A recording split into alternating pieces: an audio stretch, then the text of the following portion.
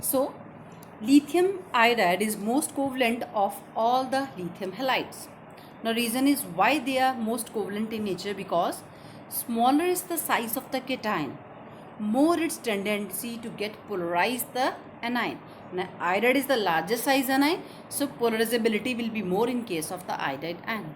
So as a result of this, iodide electron cloud get to be distorted with the lithium being smaller in size, so the bond will become more covalent. So that is the reason lithium iodide is the most covalent in nature as comparison to the all the alkali metal halides. Now let us move towards the next property shown by the alkali metal, that is the reducing nature. Now as you all know that alkali metals have tendency to lose electron, so therefore they can be used as a strong reducing agent. Now tendency to act as a reducing agent depends upon the one important phenomenon, that is to be known as standard electrode potential, represented by symbol E0. More is the negative value of standard electrode potential, more it can act as a reducing agent, or we can say that more its higher reducing power. More negative value of E0 means more high reducing power. Now what are the various factors that measure the reducing power? Actually, the loss of electron is not only the controlling factor to act as a reducing agent. There are two more factors are there. First is sublimation energy. Second is ionization enthalpy. Third is the hydration enthalpy. The subtotal of these three energies that gives the value of the standard electrode potential. If the sublimation energy is lower, that is energy is required for the salt to convert to sublimize. So lower is the sublimation energy, E is the electron can be lost. Lower is the ionization enthalpy, E is the electron can be removed. Higher is the hydration enthalpy. It can easily compensate the sublimation energy and ionization enthalpy, hence makes the standard electrode potential value more negative. So in case of lithium, being small size of the ion, having the highest hydration enthalpy. So as a result of this, it is the strongest reducing agent. Its value considered to be high negative E0 value. So therefore it acts as a strongest reducing agent. Now next, coming to the important property, that is the reaction with ammonia. It is a very important question from examination point of view also. Alkali metal salts, they have tendency to combine with ammonia. As a result of this, a deep blue color solution will be formed. A very deep blue color solution will be formed. Now the deep blue color solution will be formed, which is conducting in nature. The reason is why it is formed, because of the formation of ammoniated electron. Now this ammoniated electron absorb energy in the visible region and again imparts blue color to the solution. Now this color is conducting, this color is paramagnetic in nature. But upon standing for a long time, it liberates hydrogen gas and the formation of amide will take place.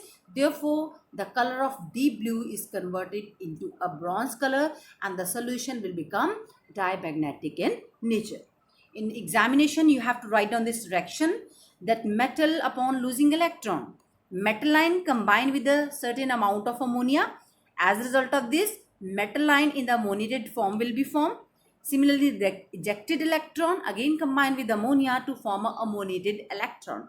And this ammoniated electron is responsible for making the solution deep blue color and conducting as well as paramagnetic in nature. And the second reaction, white loses its blue color and it is converting into a bronze color due to the formation of this hydrogen gas, and the amide will be formed in the ammoniated form. Now, with this, your physical and the chemical properties of alkali metals are completed. Now, let us proceed towards the last topic of this particular alkali metals, that is the uses of alkali metals, where it has to be used. Again, first it is used to make alloys. These are used in a thermonuclear reactors. Again, in spite of that, it is used in electrochemical cells. Again, it is used in the form of anti-knocking agents in a petrol, but nowadays vehicles are used lead-free petrol. So now we can't use this tetraethyl lead or a tetramethyl lead as an anti-knocking agent because of its harmful air pollution effect. In spite of that, liquid ammonia, it is used as a coolant. Again, potassium plays a very important role in the biological system. Potassium chloride, it is used as a fertilizer. Potassium hydroxide, it is used for the manufacturing of soft soap. In spite of that, cesium, as I told you earlier also, it is used for devising the photoelectric cells. So these all are the uses of alkali metals. So let us talk about the nature of oxides and hydroxides of the alkali metals. Now, oxides and the hydroxides of alkali metals. As we discussed earlier, alkali metals combine with air to form oxides and with water to form hydroxides. Now, what are the main oxides that is formed? That is, lithium can form lithium monoxide. It can form peroxides. Sodium can form peroxide and some amount of superoxide can be formed. Whereas the rest of the member, they mostly form the superoxide being larger in size. As I told you earlier, in the stability of peroxides and superoxide that goes to be increases as the size of the metal line that goes to be increases. The reason is larger size cation can easily stabilizes the larger size anion with the effect known as lattice enthalpy effect. So next, coming to the what are the various hydroxide can be formed. So remember these reactions. When the monoxides combining with water, it can form a metal oxides, hydroxides. When the peroxides combining with water, it can form metal hydroxide. In spite of that, hydrogen peroxide is formed as a byproduct. But when the superoxides are combining with water, it can form hydroxide, and in spite of that, oxygen and the hydrogen peroxide will be formed. And remember, oxides and peroxides, they are colorless when it is in the pure state. But superoxides are yellow orange in color, and these are paramagnetic in nature. And mostly like peroxide, sodium peroxide, hydrogen peroxide, these are used as oxidizing agent in the inorganic chemistry. And all of you know that all the alkali metal hydroxides, they are used as a strongest bases because they are freely dissolved in water with the evolution of large amount of heat. You might have dissolved sodium hydroxide into water. We have seen the beaker will become very hot. So that is because of the evolution of heat due to the high hydration energy. So that is all about the oxides and hydroxide. So let us talk about the general trends of the halides of the alkali metals. Now, alkali metal halides, again, alkali metal halides, as I told you earlier, they are ionic in nature. So they have high melting point. The colorless crystalline solid is there. How they are formed? Either you can take the metal oxides, hydroxides or carbonates. They are going to be reacted with aqueous hydrohalic acid. As a result of this, metal halide will be formed. Again, now about their enthalpy of formation. Now, in case of enthalpy of formation for fluorides, if we are talking about, the value will become less negative as you proceed down the group. More negative means E is the formation of that particular fluoride. So, as we move down the group, the cation size increases. So, as a result of this, the stability with the fluoride goes to be decreases. So, as a result of this, lithium fluorides or smaller size cation, they can form stabler fluoride only if the cation will be smaller one. So that is why down the group the value will become less negative in case of the moving from lithium towards the cesium in case of fluoride. So that is why enthalpy of formation values for fluorides will become less negative as you move down the group. And reverse is true in case of the chloride, bromide and iodide because they are larger as comparison to the fluorides. Similarly, for a given metal, the enthalpy of formation that always being less negative as you proceed from fluorides towards iodide because fluorides can form a stable halide as comparison to other. Similarly, if we talk about the melting and the boiling point trend, melting and boiling point that goes to be decreases down the group. So that is because down the group electronegativity goes to be decreases. More is electronegativity is it can form the metal halide. Again, all the halides, they are highly soluble in water because of the ionic nature. And next, there is a very important question about the solubility. Now, lithium fluorides, they are not soluble in water. Why they are not soluble in water? Because of their high lattice enthalpy. Whereas cesium iodide, they are again less soluble in water. Why they are less soluble in water? Because cesium being larger size cation, their hydration enthalpy is very low. So that is why these ions cannot be separated out, and the hydration enthalpy is not even enough to compensate the lattice enthalpy. Similarly, there is one question, why lithium halides are soluble in ethanol, acetone and ethyl acetate. Even lithium chloride is soluble in pyridine. The reason is due to the covalent nature. Due to the covalent nature of the lithium salt, because lithium being smaller size cation, it has got more polarizing power. So as a result of this, the bond will become more covalent. So that is all about the metal halides or halides of the alkali metals. So let us proceed towards the salt of the oxo acids. So oxo acid means when any element combining with the oxo group, that is like in case of carbonic acid, in a sulfuric acid. In a sulfuric acid, there is at least 2 oxo group are there. So at least 1 oxo group must be there, and to the same element, there must be 1 hydroxyl group is there. But in case of sulfuric acid, there are 2 hydroxyl group. So number of hydroxyl group that defines the basicity of the particular oxo acid. Like sulfuric acid is dibasic acid because of the presence of 2 hydroxyl group. Similarly is the carbonic acid. It contains 1 oxo group and it contains 2 hydroxyl group. Again, it is a dibasic acid. So let us talk about the salts of the oxo acids. When alkali metals, they are combining with all these oxo acid. When the alkali metals combine with all the oxo acids, they are forming a salts which are highly soluble in water. And in spite of soluble, they are quite thermally stable. Like we are talking about metal carbonates. Like we are talking about metal hydrogen carbonates. So these are highly stable towards heat and they are highly soluble in water. Now, as you move down the group, the cation size increases, or we can say that metal size increases. Therefore, the tendency to lose electron goes to be increases. So we can say that electropositive character increases down the group. Therefore, the stability with carbonates and hydrogen carbonates also increases down the group. Now lithium again show the exceptional behavior. Lithium carbonate is not stable towards heat. The reason is lithium being smaller size cation that does not stabilizes the larger carbonate ion or a hydrogen carbonate anion.